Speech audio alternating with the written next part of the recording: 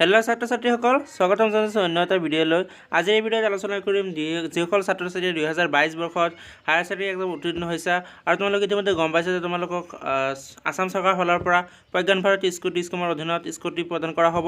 চ' যিসকল ছাত্ৰীয়ে higher secondary এক্সামত 75%তকৈ অধিক পাৰ্চেণ্ট পাই উত্তীৰ্ণ হৈছে তোমালোকক চৰকাৰৰ ফালৰ পৰা কলা ৰঙৰ স্কুটি প্ৰদান কৰা হ'ব। আৰু যিসকল ছাত্ৰীয়ে 60%ৰ ওপৰত পাই উত্তীৰ্ণ হৈছে তোমালোকক চৰকাৰৰ ফালৰ পৰা ৰঙা ৰঙৰ স্কুটি প্ৰদান কৰা হ'ব। আৰু স্কুটিসমূহ প্ৰদানৰ কাৰণে তোমালোকক অনলাইন আবেদন কৰিব লাগিব। চ' অনলাইন আবেদন কৰোঁতে তোমাৰ কি ডকুমেণ্টছ লাগিব আজিৰ এই ভিডিঅ'ত বিতংভাৱে আলোচনা কৰিম। চ' ভিডিঅ'টো স্কিপ নকৰি সম্পূৰ্ণকৈ চাব। তোমালোকে যিসকলে নিউ আপডেট আসাম চেনেলটোলৈ নতুন আহিছে তোমালোকে প্লিজ চেনেলটো ছাবস্ক্ৰাইব কৰি ৰাখিবা।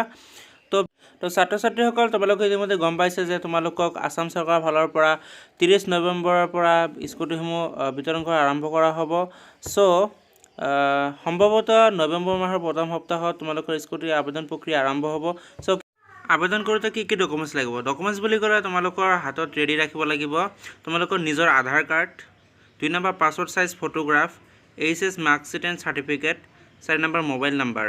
এনেকুৱা ধৰণৰ নতুন ভিডিঅ' পাবলৈ নিউ আপডেট আসাম চেনেলটো ছাবস্ক্ৰাইব কৰি ৰাখিব। ধন্যবাদ।